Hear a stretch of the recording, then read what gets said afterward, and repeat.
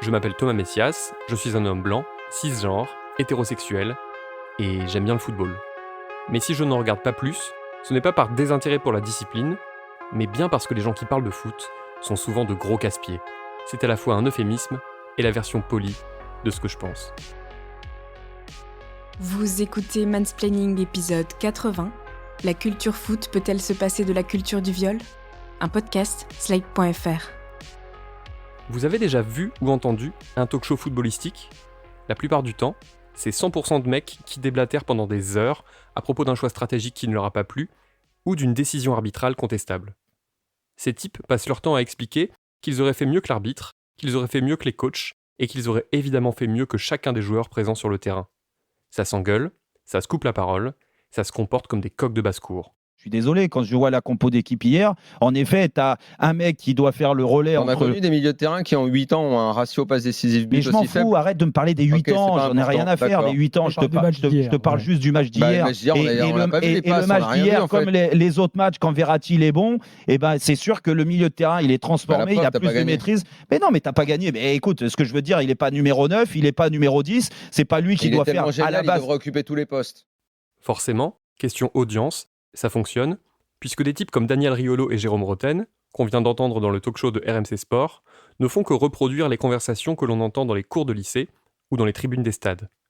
C'est stérile, c'est agressif et c'est totalement vain.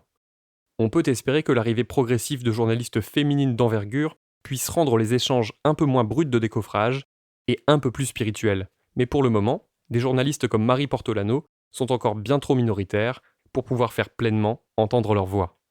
Les conversations autour du foot sont marquées par une course à la virilité permanente. C'est à celui qui parlera le plus fort, qui fera le plus de raccourcis pour prendre l'autre à contre-pied. Et encore, ce que vous entendez en télé ou en radio n'est désormais qu'une version édulcorée de ce qui se passe réellement entre fans de foot dans la vie quotidienne. Non pas que Rotten et Riolo, pour ne citer qu'eux, soient devenus les féministes de l'année. C'est juste qu'ils se savent désormais surveillés par celles et ceux qu'on appelle de plus en plus souvent les wokistes, terme fourre-tout et surtout sans réelle définition. On rappelle que Rotten et Riolo, ce sont cet ancien footballeur professionnel et ce journaliste sportif qui s'était également permis de mettre en doute la parole d'une femme qui avait accusé le footballeur Neymar de viol, au motif qu'elle n'était pas assez jolie à leur goût. Je peux plus m'empêcher de penser à un truc un peu con, hein.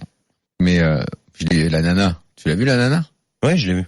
Putain, tu fais venir une nana du Brésil. Putain, Non, bah, attends, effectivement, c'est très con. je m'attendais à ce que ce soit C'est la moyen, ouais. avion de chasse intersidéral, quoi. J'étais vachement déçu. C'est de la deuxième division, ça. Non, Ah mais ouais. les gars, Franchement, le mec, il peut avoir tout ce qu'il veut. Il a pris une Ligue 2. Non, mais vous êtes tarés, les mecs. C'est Ça une- n'a rien à allez, voir dans le débat, là. Non, C'est mais- une ligue. Quand tu t'appelles Neymar, T'as un minimum de qualité, quoi. Ouais, quand même. Bah, je sais pas, peut-être que lui, il kiffe, et puis, Normalement, c'est Champions League. Et au moins, ça passe les huitièmes. Faire venir, prendre l'avion, machin, tu vois ça débarquer. Et là, merde. c'est- Et en plus, à l'arrivée, tu te retrouves dans la merde. Ça joue les barrages, quoi. C'est un Lorient, quoi. Bon, les gars, on va coiffer, passer à autre chose. Très brièvement suspendus, puis invités par leur direction à présenter leurs excuses à l'antenne, les deux hommes sont aujourd'hui toujours en fonction. On peut ici citer un autre nom tristement célèbre, celui de Pierre Ménès, le chroniqueur vedette du Canal Football Club, est longtemps resté à son poste, malgré les accusations d'agression sexuelle portées à son encontre par plusieurs journalistes de Canal+. Il a finalement disparu de l'antenne en mars 2021, puis a quitté officiellement la chaîne cet été, après avoir obtenu un accord financier dont la teneur est restée confidentielle. Ce que j'essaie d'expliquer, et que je ne vous apprends certainement pas, c'est que non seulement les hommes trustent le milieu footballistique, et pas que sur le terrain, mais qu'en plus, il en faut vraiment beaucoup pour que des mesures soient prises contre les agresseurs, ainsi que contre ceux qui tiennent des propos participant à la culture du viol. Là où le football et les autres sports pourraient véhiculer des valeurs positives, de partage, de respect et d'entraide, ils ne sont en fait que des moteurs de la domination masculine.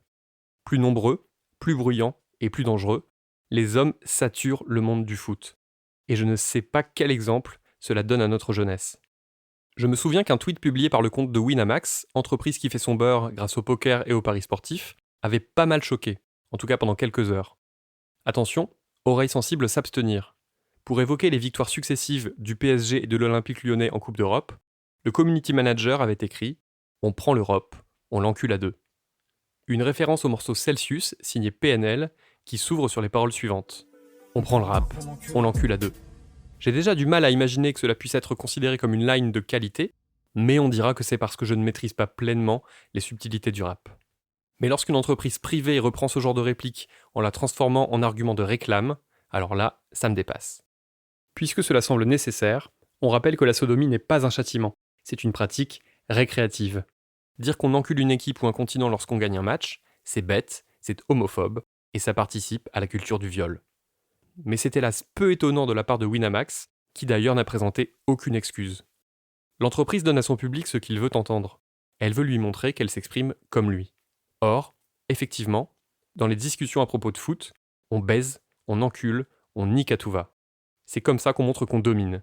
Et ça n'a l'air de rien, mais c'est très grave. L'homosexualité n'a pas droit de cité dans le milieu du football. Autour du monde, seule une poignée de joueurs professionnels a osé faire son coming out, ce qui continue à n'être pas toujours bien accueilli. À ce sujet, vous pourrez d'ailleurs retrouver sur Slate.fr un article datant du 9 janvier, dans lequel Léa Polverini relate les insultes homophobes reçues sur le terrain par le footballeur australien Josh Cavallo, qui avait révélé son homosexualité en octobre.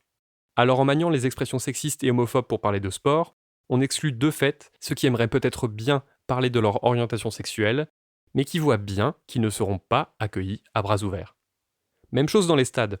Tant qu'on entendra de nombreuses personnes scander notamment « OIS enculé » lorsqu'un gardien de but dégage le ballon, certaines personnes continueront à ne pas se sentir les bienvenus pour assister au match. Car oui, enculé est une insulte sexiste et homophobe. Il existe plein d'articles sur le sujet, et je vous recommande particulièrement celui qu'a signé Camille Caldini pour France TV Info. Un temps, le débat a fait rage, et puis on est passé à la polémique suivante sans avoir rien résolu. Faut-il arrêter les matchs en raison de chants homophobes venus du public ? La réponse de Noël Le Graët, président de la Ligue nationale de football, est aussi hésitante qu'édifiante. Vous demandez désormais donc aux arbitres de ne plus arrêter les matchs en cas de chants ou de slogans homophobes dans les tribunes, dès la prochaine journée. On a bien compris. Oui. Cette consigne va être respectée sur tous les terrains de Ligue 1, de Ligue 2 ? J'espère. Vous savez, les méthodes de punir sans arrêt accentuent. Je pense qu'il faut en parler de ce qui est fait, mais il faut agir dans les stades. Et considérer effectivement que le football est homophobe et peut être l'image seulement d'homophobie en France, c'est quand même un peu fort de café. J'accepte pas. Je ne trouve absolument anormal dans un sport qui a 2 200 000 licenciés, qui fait en sorte vraiment d'éduquer, qui a un nombre maximum d'éducateurs parce qu'il a peut-être plus de moyens, qu'il y a des garçons, des filles. On n'a absolument aucun problème. Que quelques spectateurs exagérés, oui, j'accepte pas. On va faire en sorte que ça disparaisse, mais l'arrêt des matchs, c'est autre chose. Le jeu, c'est quelque chose de compliqué, de beau quand on regarde, et pour quelques personnes que je n'apprécie pas, on va faire en sorte qu'il n'y ait plus de banderoles, c'est différent. Mais arrêter le match, non. Pour résumer, tout va pour le mieux dans le meilleur des mondes. Il n'y a aucun problème d'homophobie dans le football français, et seule une poignée de gens pas gentils mérite une petite tape sur les doigts. Avec des positions pareilles, difficile de s'étonner que les choses n'avancent pas. Dans une autre interview, Noël Le Graët affirmait en revanche qu'il fallait arrêter les matchs en cas de chants ou d'insultes à caractère raciste, même si évidemment les supporters racistes ne sont pas la majorité. Difficile de saisir la cohérence de tout cela.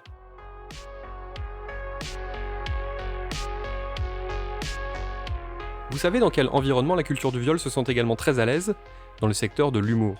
On en parlait par exemple dans l'épisode 21 de Mansplaining, où il était question d'un certain Jean-Marie Bigard.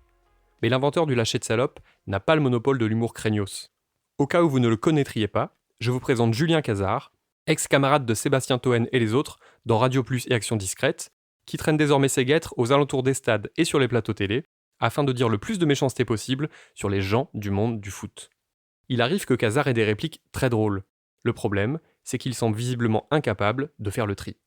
J'en veux pour preuve cette séquence produite, tiens donc, pour Winamax, dans laquelle en 2019, il évoquait un match à venir entre Manchester United et le Paris Saint-Germain. Bonjour. Voilà, ce qu'il me faudrait, c'est un beau roast beef. Un bon, normalement, il faut pour à peu près 45 000 personnes. Mais là, on va dire pour 7-8 personnes.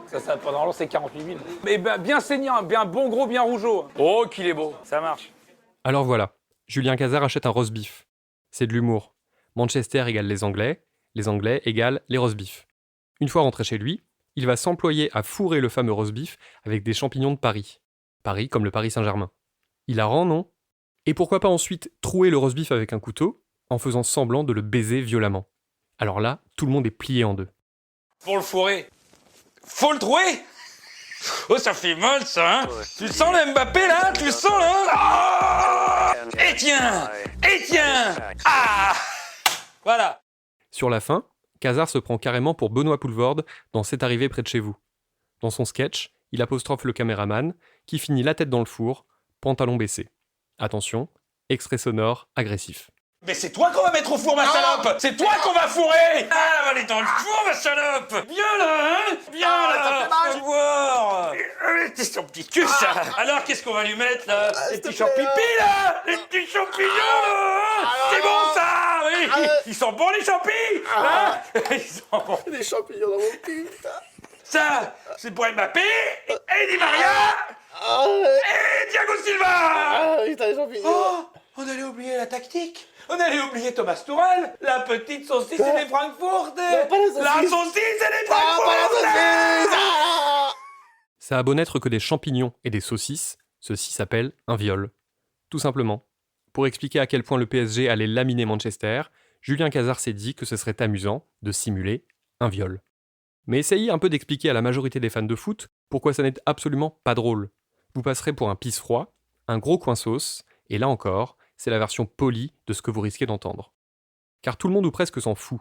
On vous dira que c'est comme ça, que ça a toujours été comme ça dans le monde du foot, que ça n'est que du folklore, et qu'il existe même des gens qui ne sont pas des hommes hétéros, et qui pourtant trouvent ça drôle.